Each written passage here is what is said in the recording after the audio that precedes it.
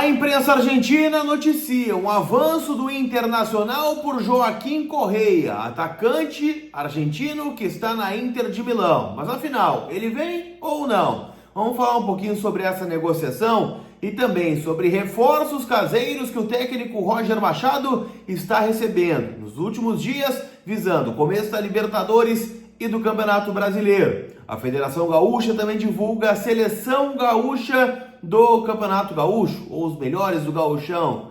E uma piada de mau gosto tá lá na lista. Eu te conto tudo isso depois da vinheta.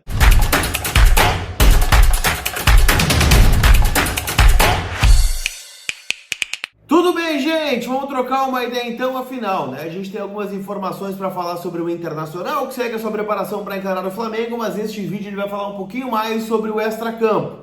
E este vídeo tem o apoio da Mais Ágil, que antecipa o saldo do FGTS de forma muito rápida, segura, sem burocracia e o principal, feito de forma 100% online. Então você, sem sair de casa, pode colocar o dinheiro na conta. Você está programando fazer uma viagem agora no meio do ano, tá apertado de dinheiro, as contas estão aí batendo na porta, a Mais Ágil é tua parceira e te ajuda, né, a colocar um dinheiro que é teu, tá guardado no teu fundo de garantia e tu antecipa ele, quem sabe ainda hoje. Para fazer isso, é só clicar no link que tá aqui na descrição do vídeo ou chamar nesse WhatsApp que eu tô deixando aqui na tela para vocês. Fala da Mais Ágil aqui, ó, tem muito tempo, são meus parceiros, eu recomendo o trabalho deles para vocês, tá bom? Vamos começar falando, gente, sobre esta divergência de cenários que está sendo traçada aí envolvendo o Joaquim Correa, que para mim é um grande jogador, tá? É um jogador que, se o Inter tiver a capacidade e a condição de trazer, mesmo que seja, né, um negócio de ocasião, um jogador que está ficando livre do mercado em decorrência, né, da sua decisão, que aparentemente é de não renovar com a Inter de Milão, jogador de só 30 anos de idade, ou seja, ainda tem, né, um período aí para estar no seu auge físico e técnico, de repente jogando no futebol brasileiro, ela é divergente, né? Afinal, a informação são de dois caras que têm muita credibilidade. O primeiro, né, o Juan Pablo Mendes, jornalista do Diário Olé da Argentina, e ontem à noite, né, o Germán García Grova, que é meu parceiraço lá da Argentina, trabalha na TIC Sports, né, torneio e competências, né, uma TV que fala praticamente 24 horas aí de futebol. Ele trouxe a informação de que o Inter está sim em negociações para trazer o Joaquim Correa. Como é que o Inter pode trazer esse jogador? Ele ficando livre no mercado, né, que é o caso aí no final de junho, ele chegaria, né, com luvas e o Inter sem a necessidade, né, de desembolsar qualquer valor à equipe italiana. Então ele chegaria num contrato talvez mais longo, né, o Inter diluindo essas luvas e aí, né, ele chegaria para cá. Claro, tem uma pulga atrás da orelha, né, afinal o Inter estaria atrás de um atacante, claro, muito pela situação do negócio de ocasião, mas o Inter hoje tem Ener Valencia. O Inter hoje tem Rafael Borré, então traria um cara de mais estofo também, né? 3, se está jogando só um, ou jogariam 2, né? O que pretende o Roger neste cenário?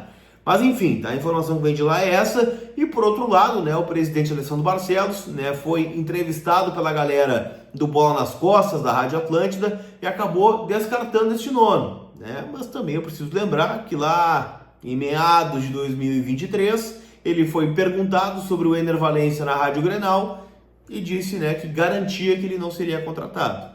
E ele foi. Então, assim, não estou dizendo que o presidente é um mentiroso. Estou dizendo que faz parte, muitas vezes, das negociações.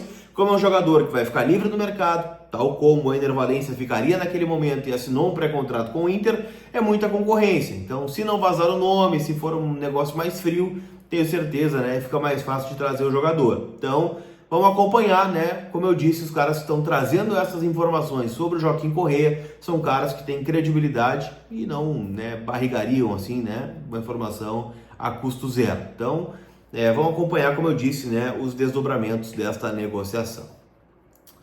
Quero falar também, gente, sobre alguns reforços que o Inter vem tratando, né, de forma externa e interna, como de fato reforços caseiros que o Roger está ganhando. Ele está encorpando o time. Ontem, né, eu estive no CT do Parque Gigante, a gente pôde acompanhar 3 jogadores sendo apresentados. O Diego Rosa, que é um jogador que a gente tem menos expectativa, justamente, né, porque surgiu muito bem no Grêmio, foi vendido para o Grupo City, não vingou no Bahia, estava lá no Lommel da Bélgica, mas a gente sabe que talento ele tem. Vamos ver se ele consegue, né, sustentar a pressão de um clube grande como o Inter.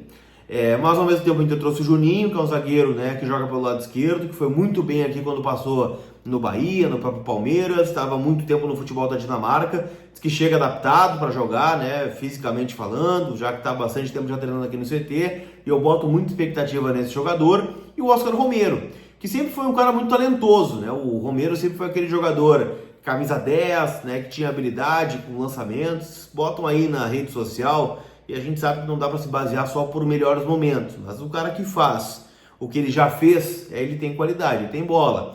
Tanto é que muito das críticas que ele teve no Botafogo foi pelo extra-campo, não foi por dentro de campo.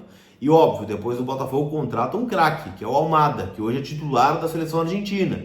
Então, é óbvio que ele perderia espaço. Então, tô curioso para ver como é que o Roger vai encaixar. Assim como ele está ganhando 2 jogadores que foram titulares durante uma boa parte da campanha do ano passado, que transformou o Inter aí em um dos times com a maior invencibilidade dentro do Campeonato Brasileiro, que culminou numa vaga direta de Libertadores, que é o Bruno Tabata, né, que é um jogador que joga preferencialmente pelo lado direito, naquela coisa, né, do meia que joga ali, como o Inter já teve Maurício, já teve outros nomes jogando ali, e o Gabriel Carvalho, que justamente, né, foi lapidado pelo Roger Machado, e a partir, né, do campeonato que fez também gerou uma venda importante, né, para o Al Qadsia da Arábia Saudita, na casa aí dos 22 milhões de dólares. Então, assim, são alternativas que o Roger está ganhando e que mudam, na minha concepção, o patamar do time.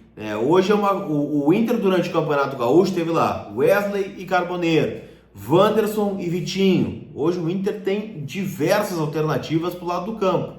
Carboneiro, Wesley, Gustavo Prado, Tabata, Gabriel Carvalho, Vitinho.